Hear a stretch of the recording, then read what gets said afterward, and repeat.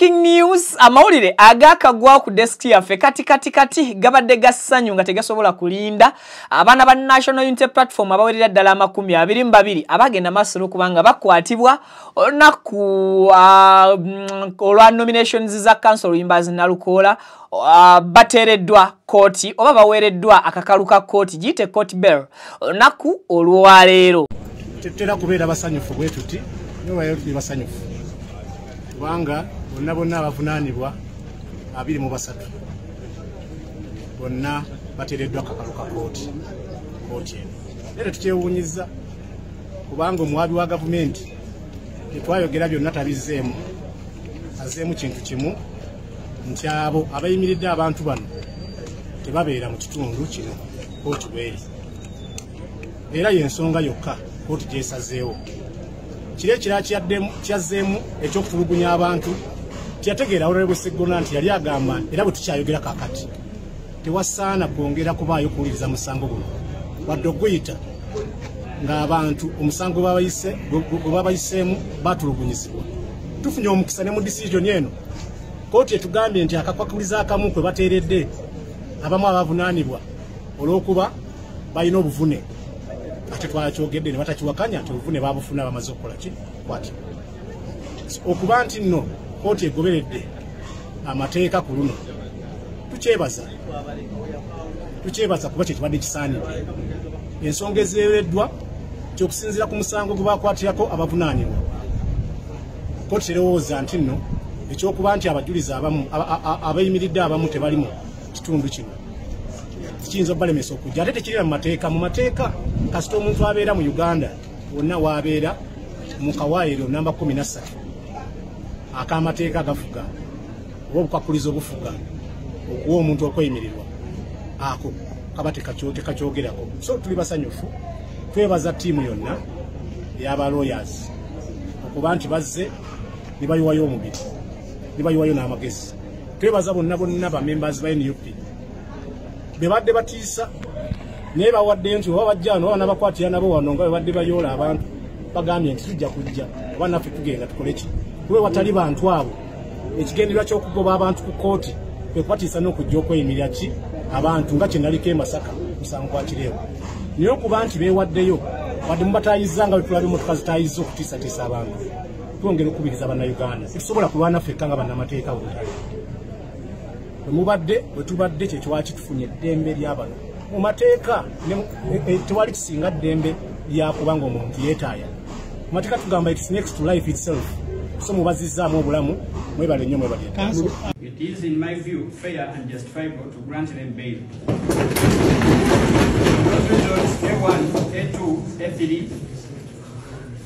For those reasons A1, A2, A3, A5, A6, A7, A8, A9, A10, A11, A12, A13, A14, A15, A16, A17, A18, A19, A20, A21 and A22 who have 2 counts are all granted a non-cash bail of 2 million shillings and all their sureties whom I found to be substantial are bonded at a sum of 2 million shillings non-cash as well. Atenga ebibadde wa Dr. Kano Kiza Besigye mu kooti e Nakawa nabyo ngenda kubeera nga mbikuwa ng'aleeteddwa embeera nga bwebadde.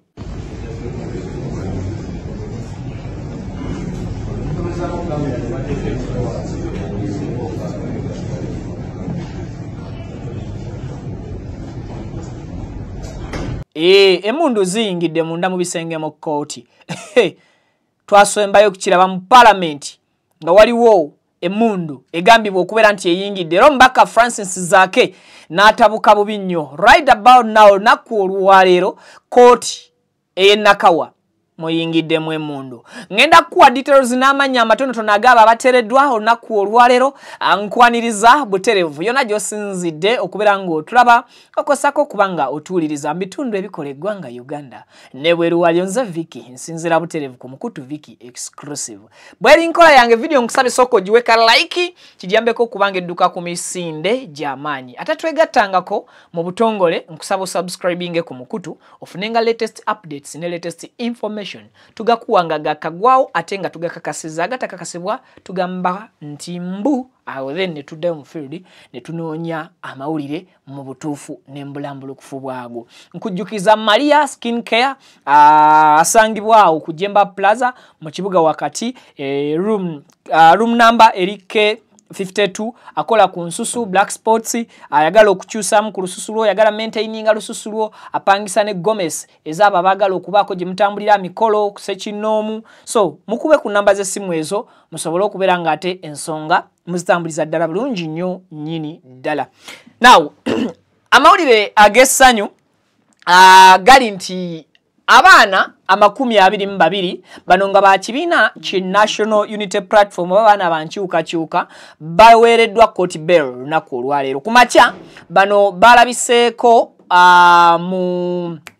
mu kooti ye Kawempe era nga bano kubbo kwazze nga kuliko abali obubi omukyala Olivia Nakakande yabadde nga ali bubi nnyo nnyini ddala era kooti weegenze maaso n'okubanga ebawa bail ate abadde amaze okuddusibwa mu ddwaliro. Ono nno baamuleese ng'embeera mbi era okusinziira ku footage nga bw'ogenda maaso n'okumulaba alaga embeera ya Olivia gye yaggiddemu ku kooti e Kawempe nga mbi nnyo oba nga yeeraliikiriza. Ono embeera ebadde temusobozesa kubeera ng'ayingira mu kooti wabula ate okuleka okusooka okuba nti Olivia ye yabadde omulwadde nnyo not Olivia Lutaya Nakakande yes abasinga mbadde mumanyi Olivia Lutaya nedda waliwo ne Olivia Nakakande yes so ye mukyalo oyo eyaddusiddwa ng'ali bubi nnyo okusinziira nga bwe tulabye ebibadde ku kooti e Kawempe. Bwe bayingidde munda mu bisenge bya kooti bawaliriziddwa omukyalo ono yakorapsinze yazirise ng'amaze okuyingizibwa mu kooti era bw'atyo n'awalirizibwa okuteekebwa mu ambulance ate bwetyo n'emwongerayo mu ddwaliro okusobola okulaba nga bataasa obulamu bwe. Eyo nno y'emu ku mbeera n'abalala bangi okuli Nabbosa n'abalala abaalaga ebiwundu n'engeri ab'ebyokwerinda gye babayisaamu ku lunaku lwe babakwata. So omulamuzi wa kkooti eyo akkiriza bano abavunwanwa 22 okubadde ne Honorable Nyeko Derrick okubadde nani Muwada Nkunyingi n'abalala ye listi y'abantu 22 wabula oyinza okwebuuza kiki ekibaleetedde okutuuka mu mbeera eno. Nkujjukiza olunaku Council Luyimbazi Nalukola Elias lwe yagenda okubeera nga anominatingibwa bamukwata ye kennyini n'atwalibwa ku poliisi y'e Kawempe mu kaseera ke kamu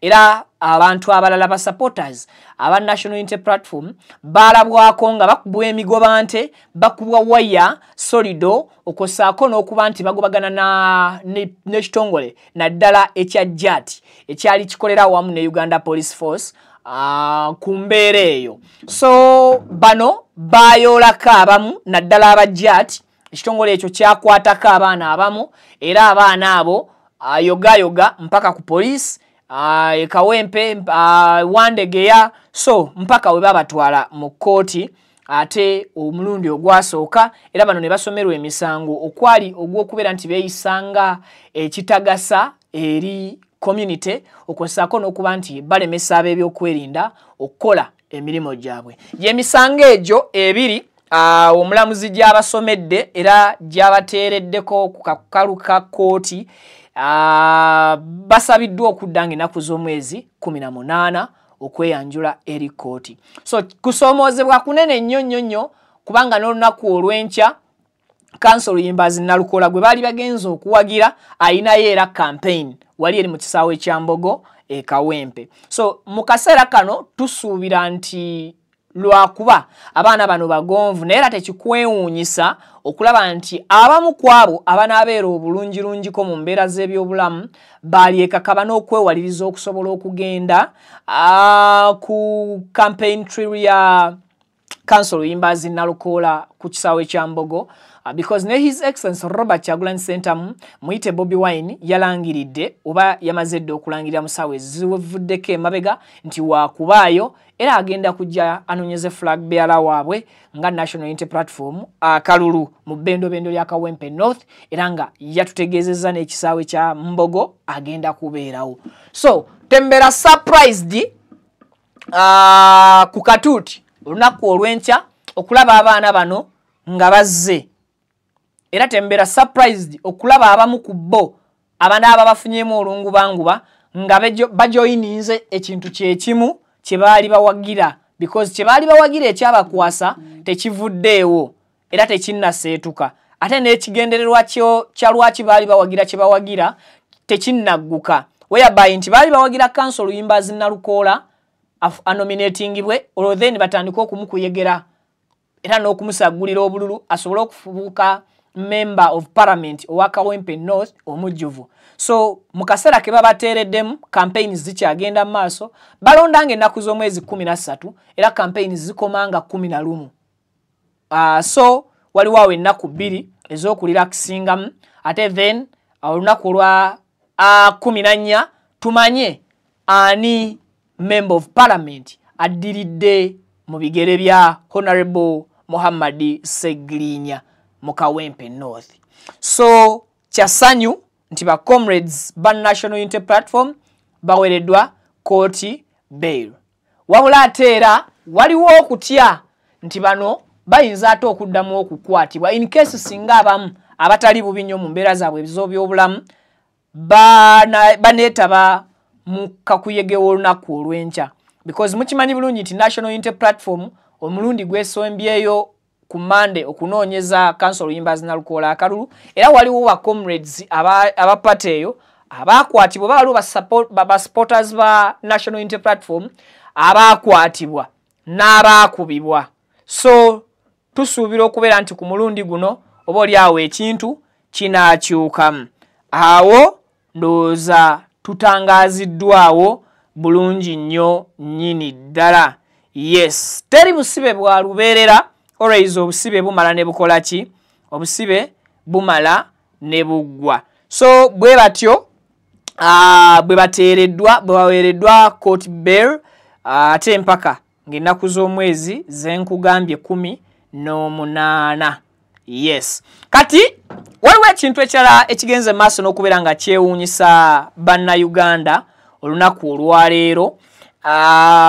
Ye kooti y'e Nakawa bali babadde mu kooti y'e Kawempe. Kakati kooti y'e Nakawa egenze netukolamuko ku kintu awo kye tubadde tunnaba kulaba.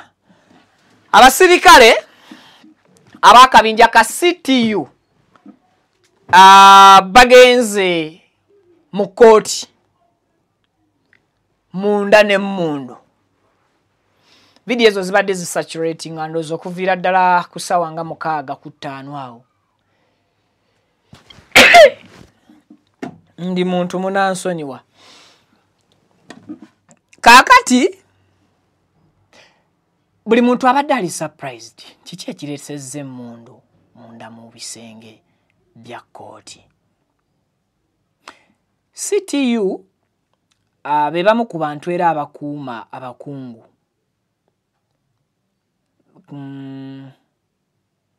Era CTU Counter Terrorism Unit mu biseera omulimo gwa kaaka omukulu gwa butujju kukwata ku butujju nina kufufugaza batujju era tekaseka.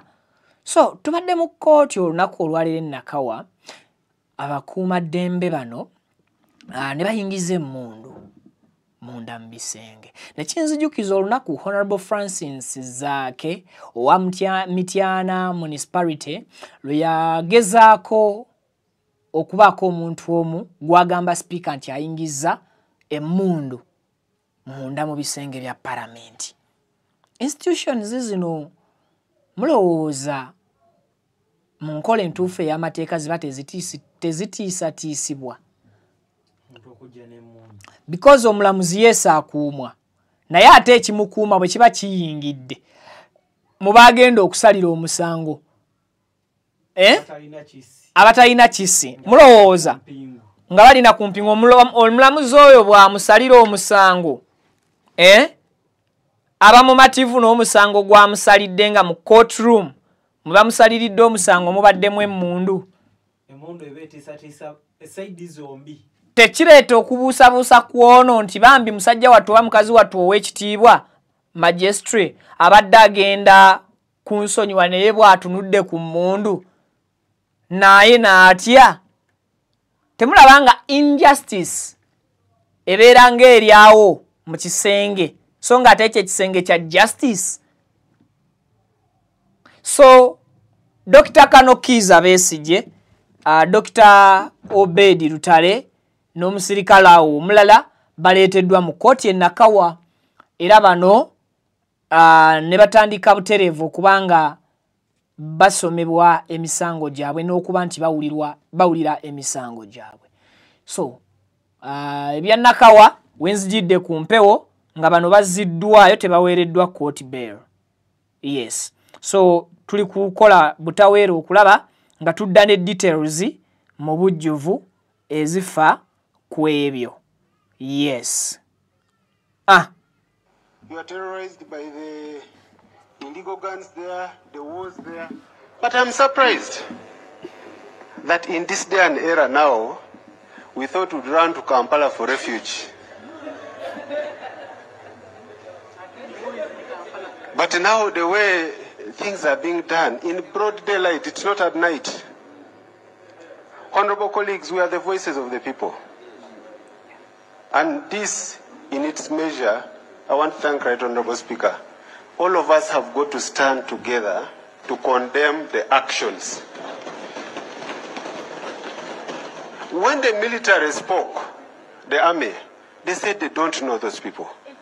You get it? Security agencies are disowning some of these people. By now, in a normal situation, those people should be behind bars. So I want to appeal to our forces, particularly police, Honorable Minister. The JAT are people who fall within your docket. Kindly bring them to order. We want a fair ground for all of us. We are ready to win elections clean, but not through a brutalized way. I beg to submit. Thank you, Honorable Shisha. Thank you, Right Honorable Speaker. When this similar incident happened in 2021, Mitoma lost 3 young men who were even not part of the group. 2 were hawkers of G-nuts. They were buried in Kabila. 1 was from Ijumo. It was during campaigns, and I was there to campaign. I was almost lynched when I mentioned the name. NRM, they almost lynched me because they were bitter with NRM by that time. So I'm requesting that we put a stop on this because we are nearing the elections. What is going to happen when everyone is campaigning and nobody is even there to stand for any? Thank you so much. We need to put a stop on this. Okay. Everyone is condemning JAT actions. A video clip jenkuzanyidde byebimu kubibadde mu Parliament session y'olunaku olwaleero.